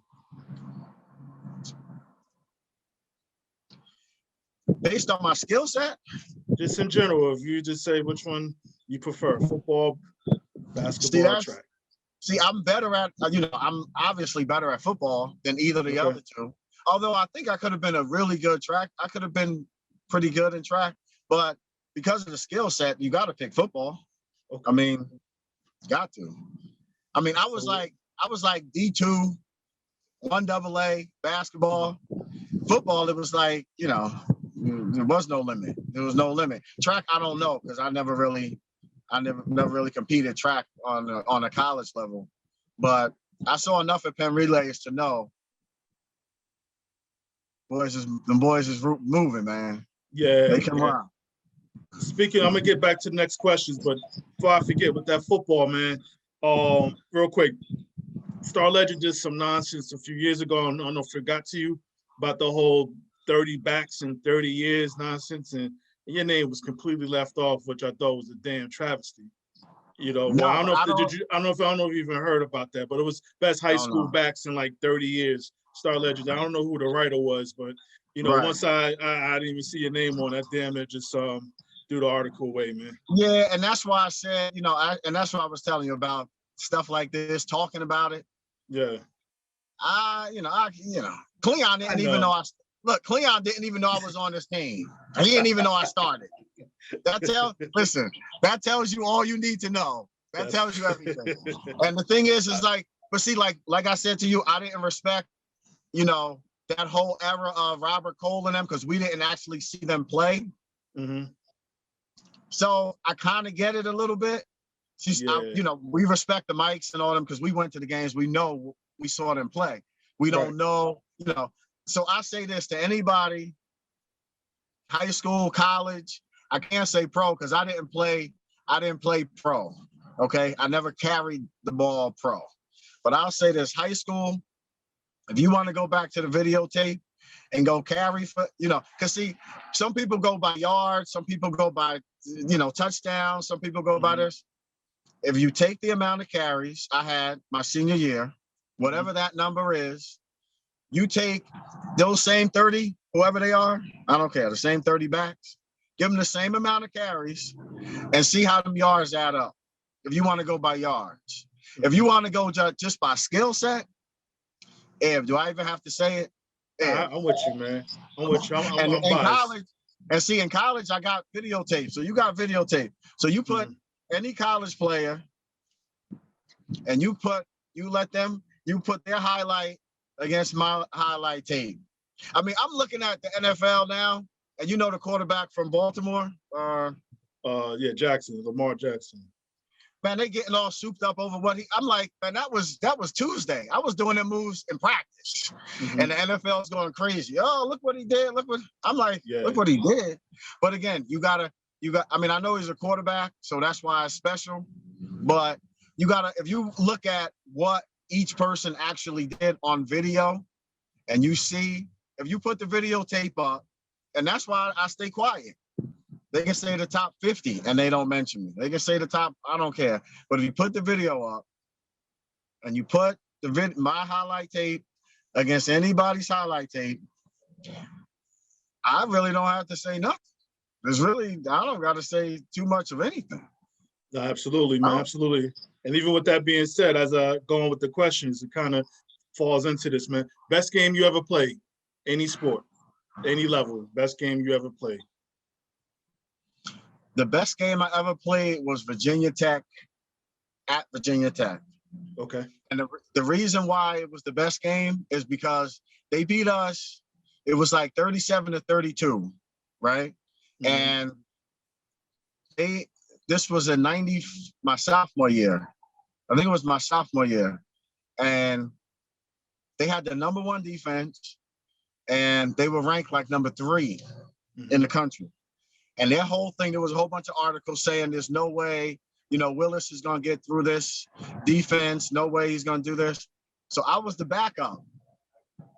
Had like 230 something yards and scored like three touchdowns on them at Virginia Tech. After all of that hype, and stuff. Oh, there's no way he can run through an 8-man front, and this is the best defense. All of that stuff. It was like, it was the buildup for all of that. And then we got there, you know, because again, if once you make one, this is the number one stat. I'm gonna leave you with this stat.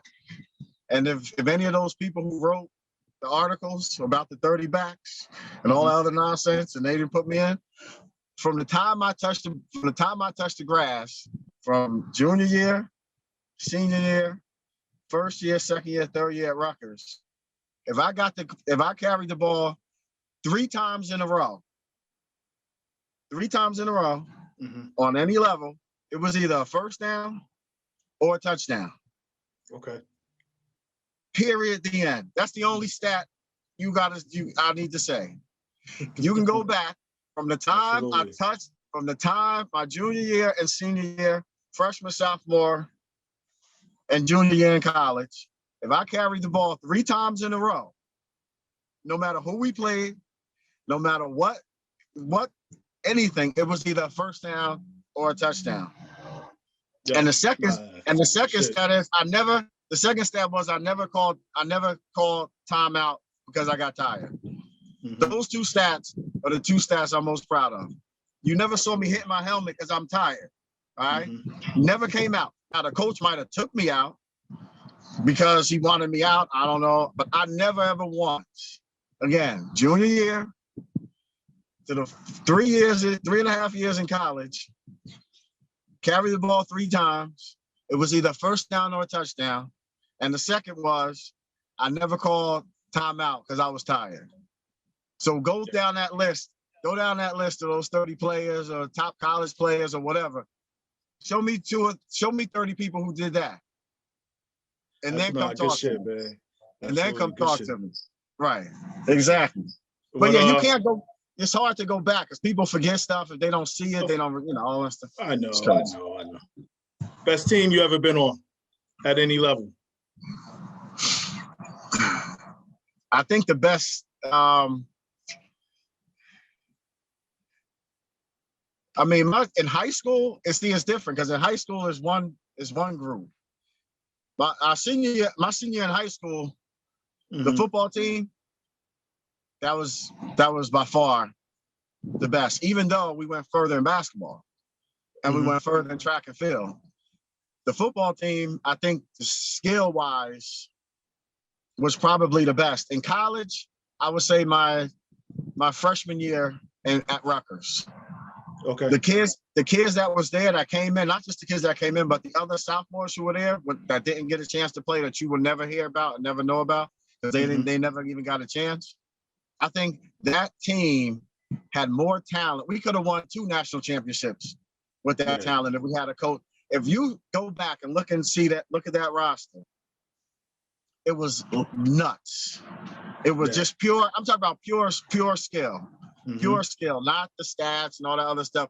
Just guys who can go out and play, and you know that they can go out and play. It was crazy. Good stuff, man. Coach V or Coach M? Coach who or Coach who? Coach V or Coach M? Oh, come on, Coach Hammond. Okay. Listen, I love Coach V. But remember, rest in peace too, I'm telling you, all you got to do with Hammond, just think of 300. If you saw the movie 300, Hammond, that was Hammond.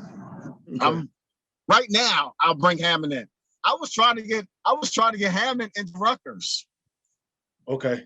Yeah, I mean, he doesn't know that, but I was like, man, I got somebody come in and coach this whole thing. They actually wrote it. There was an article. The guy wrote an article and put it in the article in the Star Ledger.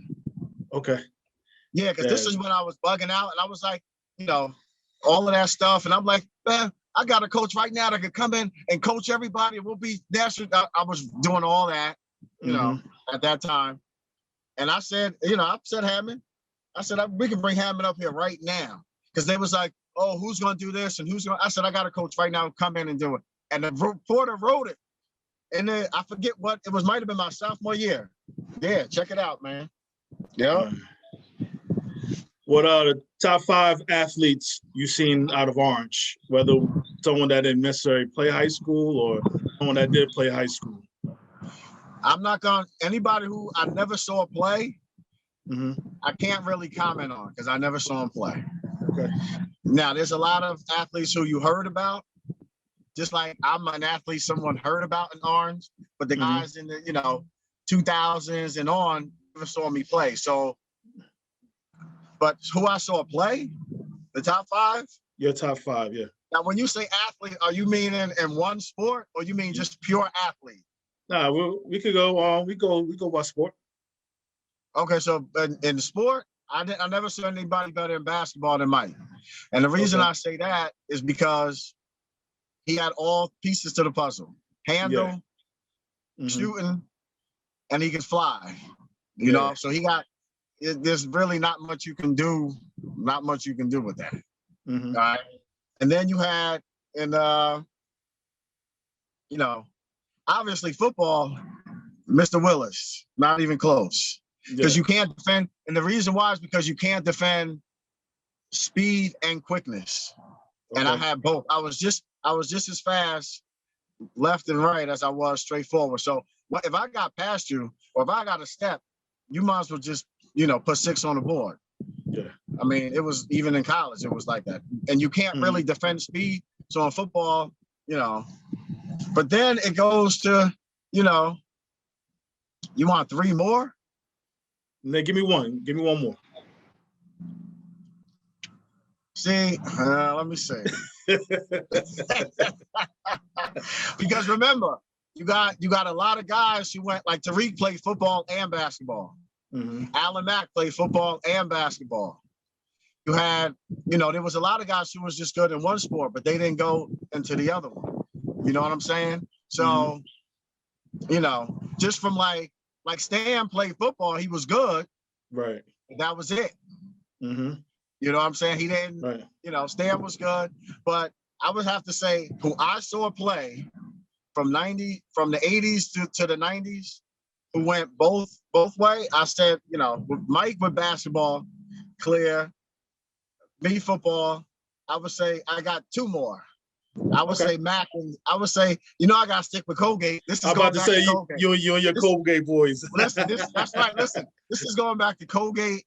Okay. Now, I'm sure, there was other athletes going back and forth, who did it, but because like Nooch played football and basketball. Right. And Nooch was nice in football and basketball, right? Then you had,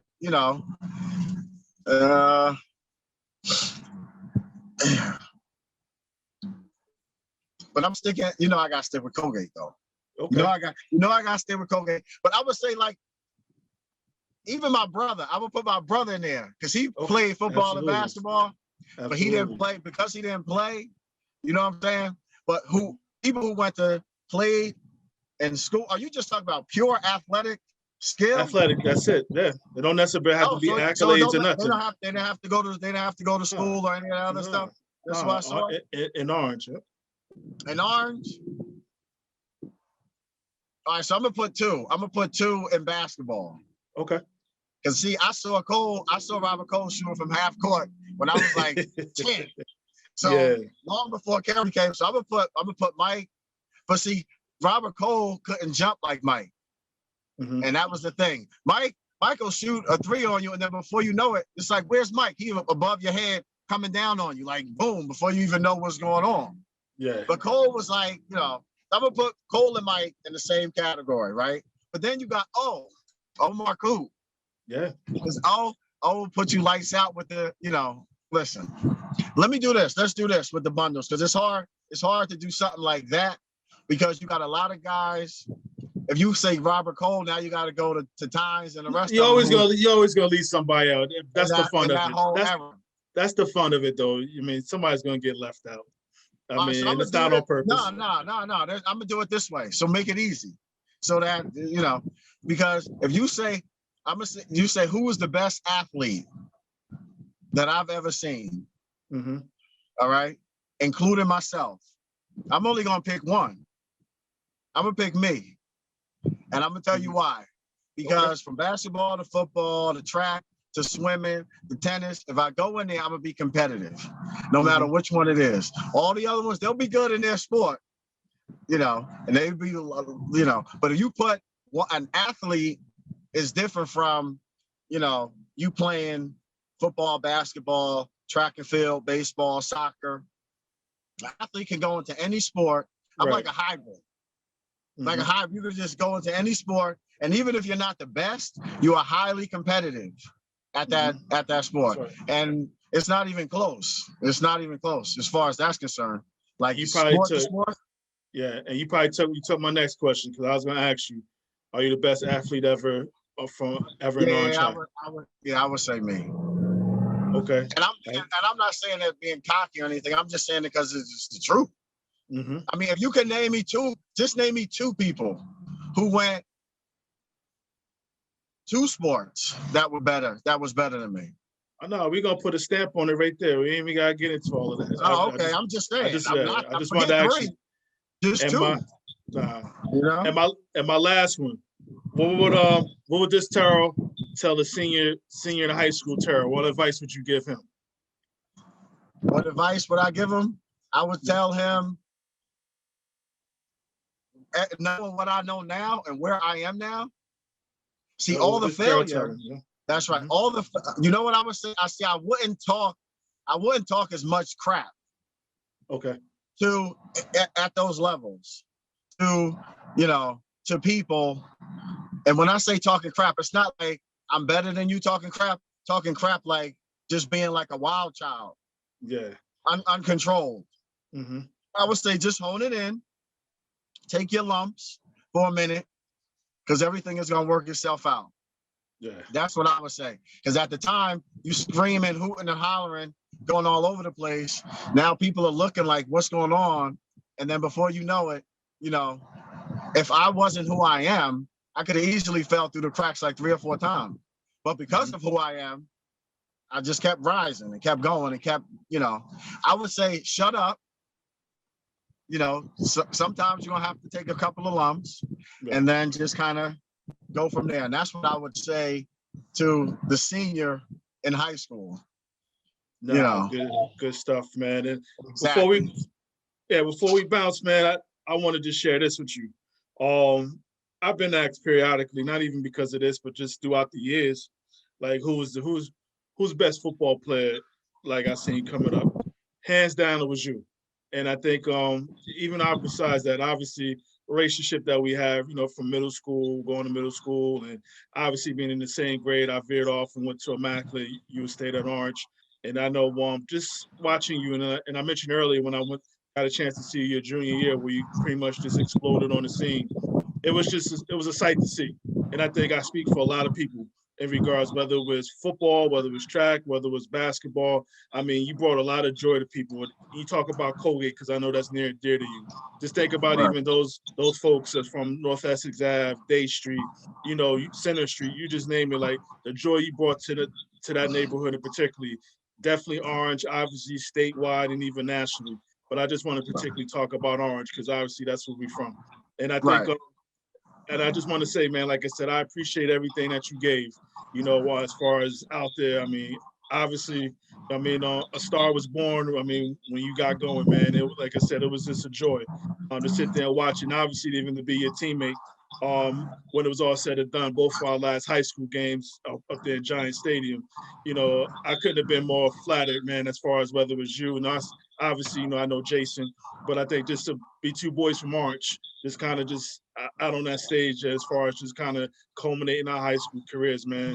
Like, I couldn't have asked for anything more, man. But like I said, from me to you, like I said, it was a joy, and it has been a joy. And obviously, seeing you in the complex, passing it out once you moved over there, man. And I just want to say, like, you being officially you, like I said, helped me be officially me, man. And I know I had a joy grabbing the Star Ledger every Sunday, seeing what you did, or whether it was throughout the week, whether it was basketball or in the springtime with track, and even moving on to Rutgers, just seeing that Sunday or that Saturday, depending on what day y'all played on, seeing how you did or what have you did. So again, I think I speak for a lot of people, like just the joy, and like I said, just the things you did for Orange, the city of Orange, and like I said, even beyond. But I really appreciate that, man. So I just wanted to say thank you for everything that you've done and you've given to these sports, man.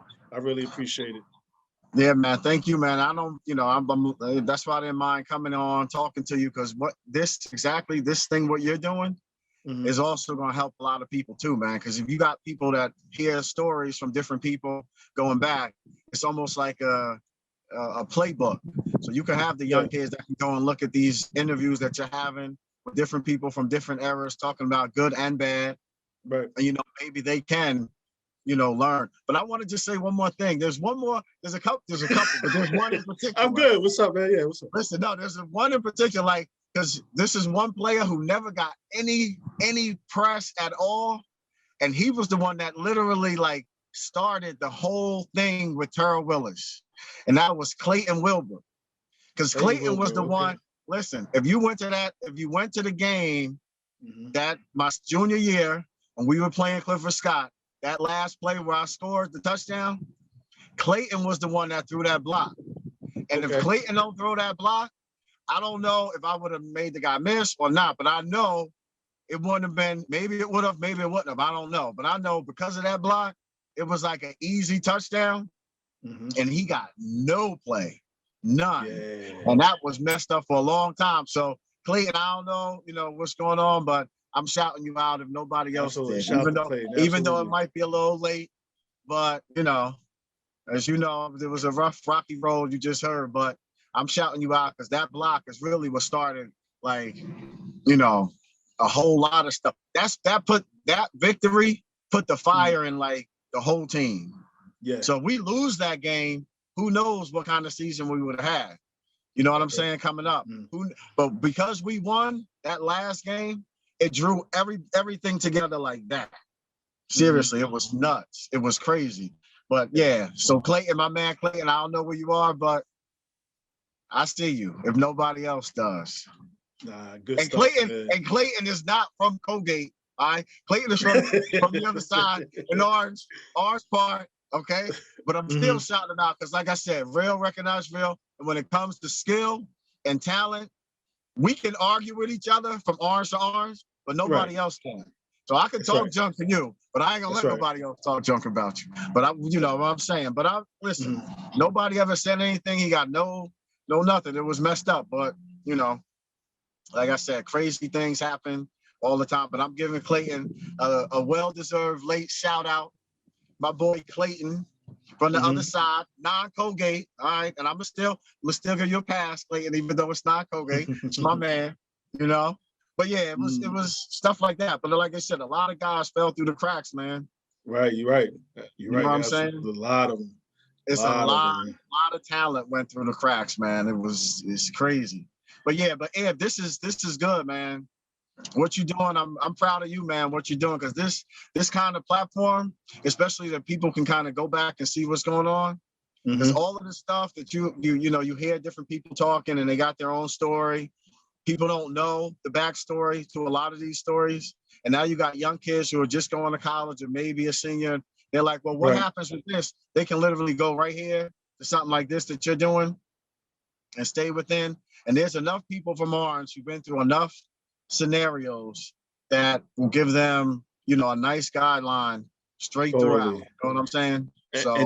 And to your point, man, I like when we talked the other day, I just like this could be on top of what you're saying, man. Like somebody or some guy, female man that's just out of it right at the moment and see one of these and be like, let me get my ass up. Let me get situated, man. You know, folks is doing all right and I was once doing all right. Let me just pick my ass up and get going again. You know, to recharge somebody. Absolutely, man. Exactly. I know you're over there at that golf course, man. I don't know how much sunlight you still got left. No, listen, I'm gonna pull out in a minute, but like you said, it's the thing that anybody should take away from any of these interviews, this one included, is that nothing is never as good as you think it is, and it's not as bad as you think it is. That's right. Okay? There's always gonna be ups and downs. People are going, you know, as long as you have the strength to like get up a little bit. Because listen, let me tell you something. It's a lot of knockdowns right now. A lot of people are getting knocked down and just not getting up for whatever reason. But you know, there's a little light. There's a little light at the end of the tunnel. No matter how bad. I mean, if I can go through what I went through, because I know people who didn't even get to college and was bugging out because they didn't make it. If I can get to that level, get kicked in the face, knocked down, all that other stuff, and still jump back up, you know, let that just be a, you know, a lesson, man. You know, but these stories, when people hear it, is very good, man. So I'm saying kudos to you for doing something like this. This is a great platform, man. And thank you for all of this stuff. Yeah. Yep. Nah, man. You guys make it work, man. And like I said, we're not gonna get all melancholy here, but like I said, exactly. Well, I'll change it up right now. I'll change it up right now. Cleon, if you watching, when I see you, I'm gonna smack you. All right, because you sitting there talking about I wasn't starting, even though we've been playing together all this time, we come knock you out. But nah, I'm joking. Cleon, that's my man. That's my man. Cleon's my man.